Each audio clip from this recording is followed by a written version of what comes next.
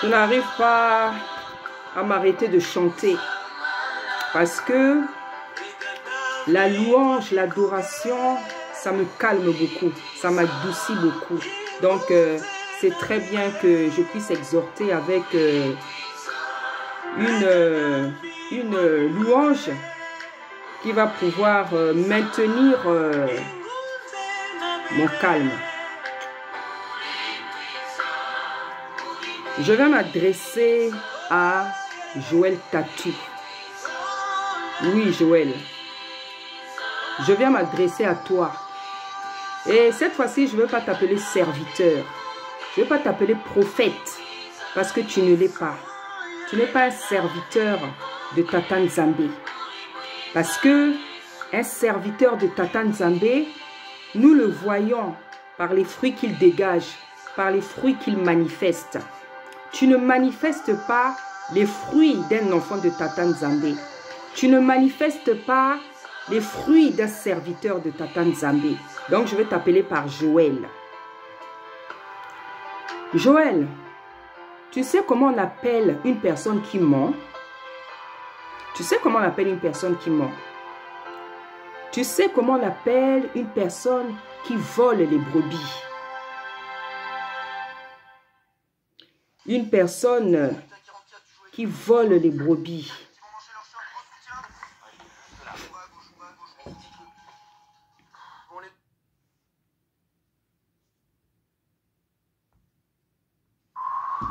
Et tu vas mettre la louange à chaque fois.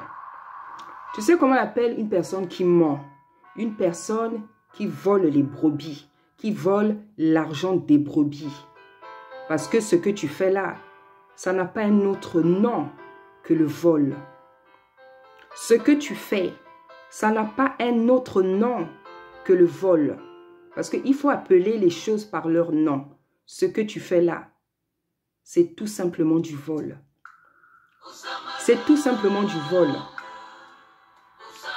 La Bible dit que, pour ceux qui ne le savent pas, la Bible dit que le méchant ne connaît pas la honte dans Proverbe. Le méchant ne connaît pas la honte. Donc, toute ta vie, tes comportements, tes attitudes, c'est normal que tu t'en inquiètes pas, que ça ne te dérange pas.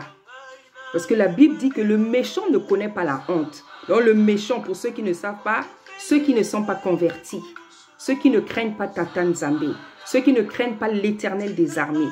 Voilà ceux-là qui ne connaissent pas la honte.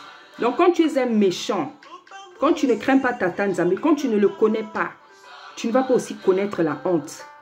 Parce que c'est l'esprit de Tata Nzambe qui met la honte en nous. C'est l'esprit de Tata Nzambe qui fait qu'on ait la notion de la honte, qu'on ait la notion de la culpabilité. Ça, c'est quand tu as l'esprit de Tata Nzambe. Mais quand tu n'as pas l'esprit de Tata Nzambe, tu pourras faire toutes sortes de mal. Tu pourras avoir toutes sortes d'attitudes scandaleuses. Ça ne va rien te faire parce que tu es méchant, tu ne connais pas la honte. Donc, ce que je voudrais vous dire, ne soyez pas surpris par les actes, les attitudes, les actes que pose Joël Tatou. Parce que c'est un méchant. C'est quelqu'un qui n'est pas converti. Ce n'est pas un serviteur de Tata Nzambe. C'est pour ça qu'il ne connaît pas la honte. C'est pour ça qu'il ne connaît pas la honte. Il peut faire des méchantes choses. Il peut faire des choses scandaleuses. Ça ne le dérange pas. Ça ne le dérange pas. Donc ne soyez pas surpris. Ne soyez pas surpris. Le méchant vraiment ne connaît pas la honte. Et aujourd'hui, donc de jour en jour, je suis convaincue que tu n'es vraiment pas un serviteur de Tata Nzambe. Et c'est pour ça que je t'appelle par Joël Tatou. Parce que je ne peux pas t'appeler par prophète ou serviteur, tu ne l'es pas.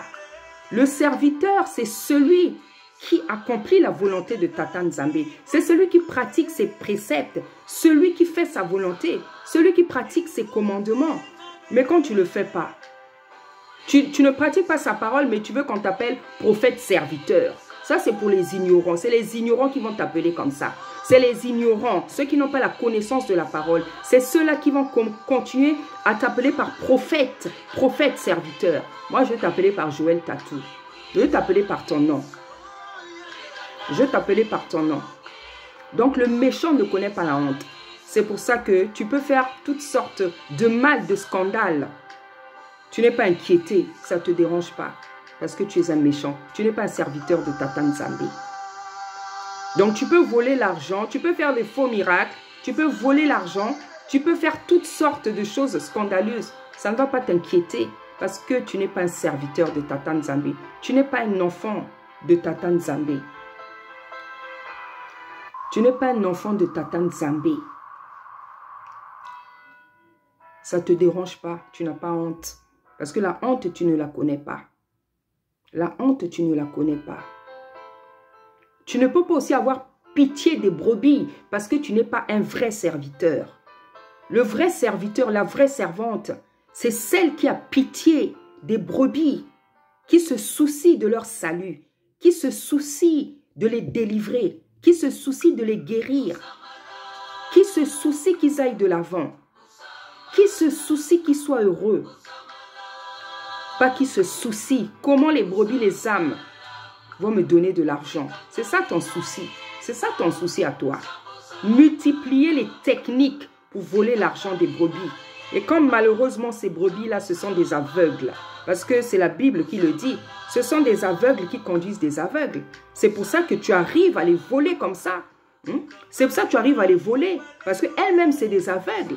Donc, ce genre-là, on ne peut pas avoir pitié. On ne peut pas avoir pitié de ce genre de brebis. On ne peut pas avoir pitié. Parce que vous-même, si vous n'avez pas pitié de vos propres vies, si vous n'avez pas pitié de vos vies, qui aura pitié de vous? Qui aura pitié de vous? Qui aura pitié de vous? Qui aura pitié des gens qui aiment l'ignorance, rester dans l'ignorance, dans l'aveuglement, dans l'envoûtement? Qui aura pitié de vous? C'est pour ça que tu n'as pas pitié des brebis, de les dépouiller. Si tu pouvais même faire plus de 100 €, 200 €, tu le ferais. Comme il y en a beaucoup qui vont te donner, là, il y en a qui vont te donner, qui ont eu la folie de te donner 200 € pour une consultation à 10 minutes. Donc la prochaine fois, tu vas même augmenter. Parce que tu as des gens, des aveugles, des envoûtés, des fanatiques, des idolâtres qui sont là pour te suivre et pour t'écouter. Ce n'est pas tout le monde. La catégorie des gens que tu peux tromper, c'est ces aveugles-là, cette catégorie. Les vrais là, comme nous là, tu ne peux pas nous tromper. Et nous autres là aussi, quand on voit ce genre de scandale, on ne va jamais rester tranquille. On ne va jamais rester tranquille. On ne va jamais rester tranquille. Nous autres là, moi je suis comme David. Quand je vois un scandale, quand je vois des gens qui se disent serviteurs, qui font blasphémer le nom de Tata Nzambe, sache que tu m'auras derrière ton dos. Tu m'auras derrière ton dos. Pas que je suis meilleur, mais je ne supporte pas les gens, en fait, qui n'ont pas peur de faire blasphémer le nom de Tata Nzambe. Comme il y a des gens qui n'ont pas peur de faire blasphémer le nom de Tata Nzambe, moi aussi, je n'aurais pas peur de me lever et de parler pour dire que ce que tu fais, c'est du mensonge. Ce que tu fais, c'est du mensonge. C'est du vol. Et en fait, j'ai compris quelque chose. En fait, vous n'avez pas d'argent. Vous voulez vivre comme des pachas. Vous voulez vivre comme des pachas. Vous voulez donner l'image des gens que vous avez l'argent. Vous avez l'argent. C'est le bonheur, c'est sais pas quoi. Mais en fait, vous n'avez pas d'argent. Et c'est pour ça que vous êtes obligé de voler l'argent des brebis. Hein?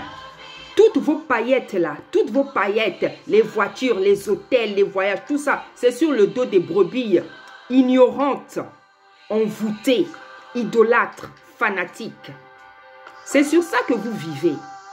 C'est sur ça. C'est sur le dos des ignorants que vous vivez. Mais il y a un temps pour tout. Il y a un temps pour tout. Il y a un temps pour tout. La Bible dit que les ténèbres ne régneront pas toujours. La Bible dit que les ténèbres ne régneront pas toujours. La Bible dit que les ténèbres ne régneront pas. La Bible